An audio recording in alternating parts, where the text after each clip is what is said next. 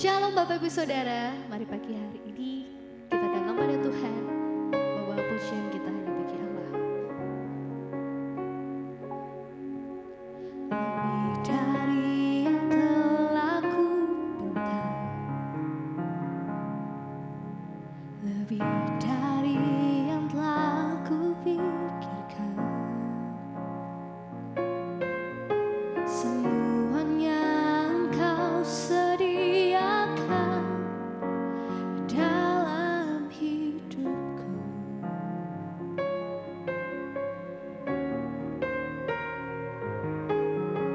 Tidak dapat aku mengukurnya, atau bahkan aku menghitungnya. Kebesaran kasih-Mu ya Tuhan yang Kau berikan.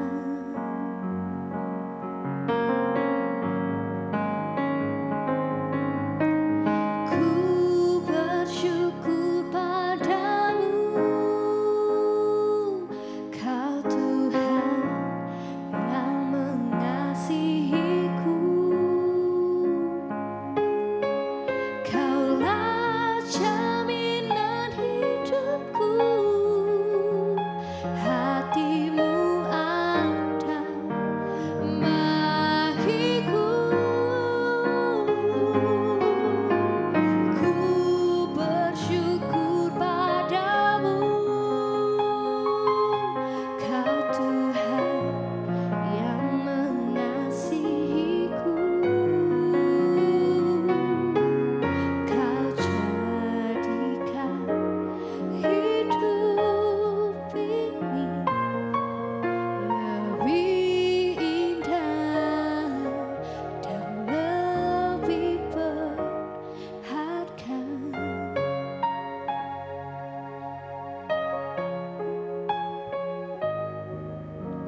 Lebih dari yang telah ku pinta, lebih dari yang telah ku pikirkan, semuanya Engkau sediakan dalam hidupku.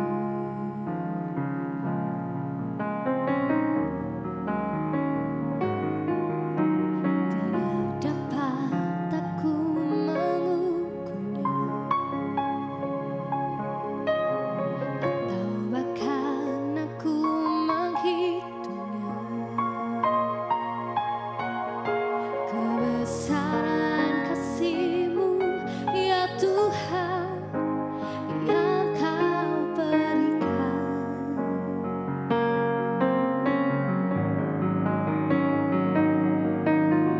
Ku bersyukur padamu,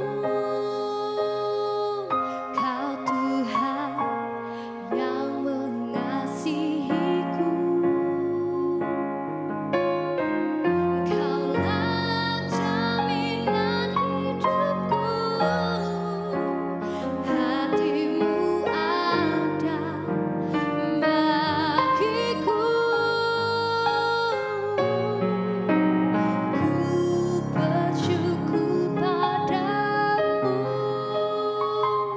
Kau Tuhan yang mengasihiku. Kau jadikan hidup ini lebih indah dan lebih berharga.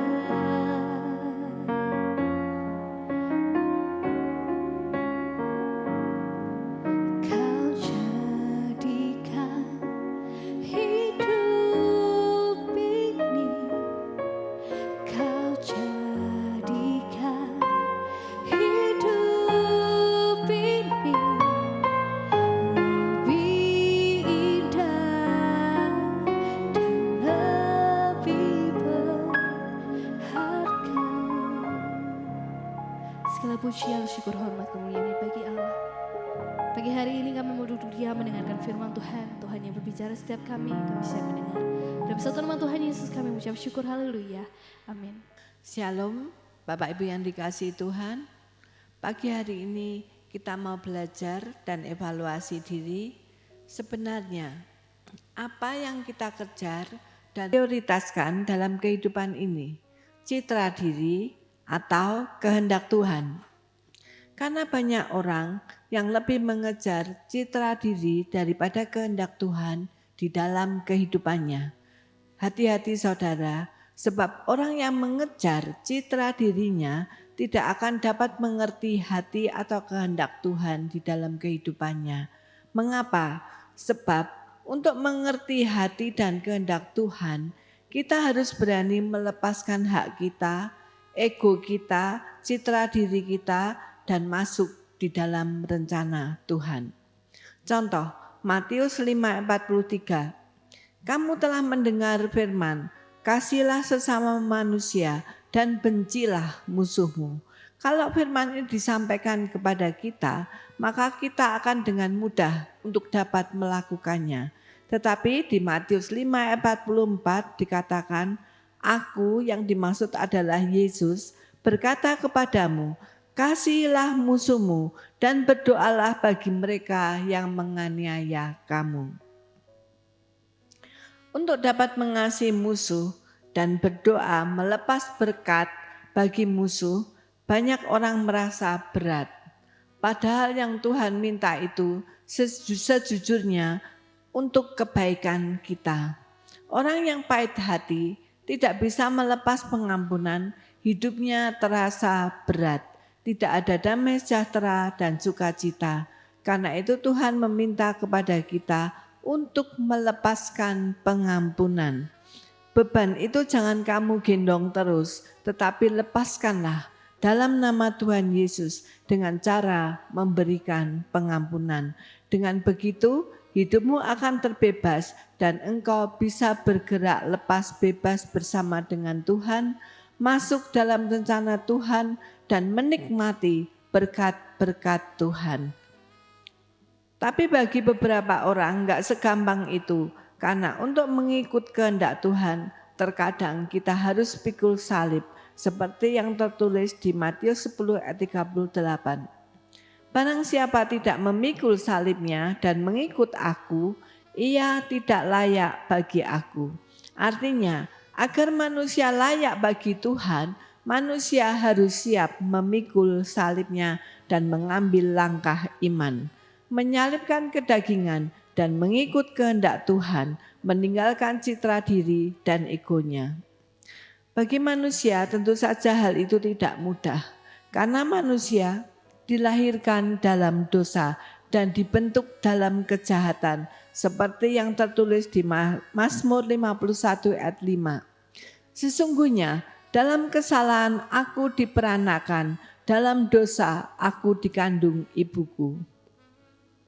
Manusia dilahirkan dengan hati yang lama, membawa dosa asal, sehingga memiliki potensi untuk berbuat dosa, mementingkan ego dan citra diri, melakukan sesuatu tanpa Tuhan di dalamnya, dan yang mereka pilih seringkali bertentangan dengan hati Tuhan, sifat Tuhan, ataupun kekudusan.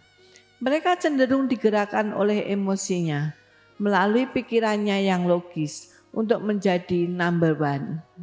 Tidak mau disalahkan atau kelihatan salah. Emosi dan logika cenderung bereaksi terhadap ancaman di sekitarnya, mencari pembenaran diri dan menyalahkan orang lain. Beginilah cara hati lama bekerja dan memerintah di dalam kehidupan kita. Karena itu jangan heran kalau di dunia ini sering terjadi pertengkaran, merebut kekuasaan dan lain-lain. Oleh karena itu, untuk dapat mengikuti kehendak Tuhan, manusia harus lahir baru, menerima hayati Tuhan, yaitu Roh Allah yang disebut dengan Roh Kudus. Sebab tanpa hayati Tuhan, Roh Allah atau Roh Kudus, manusia sulit melakukan kehendak Tuhan. Roh Kudus inilah yang akan membimbing dan memberi kekuatan kepada kita sehingga kita bisa bersepakat dengan Tuhan, masuk di dalam rencana Tuhan. Tanpa Roh Kudus, jiwa kita menjadi lemah.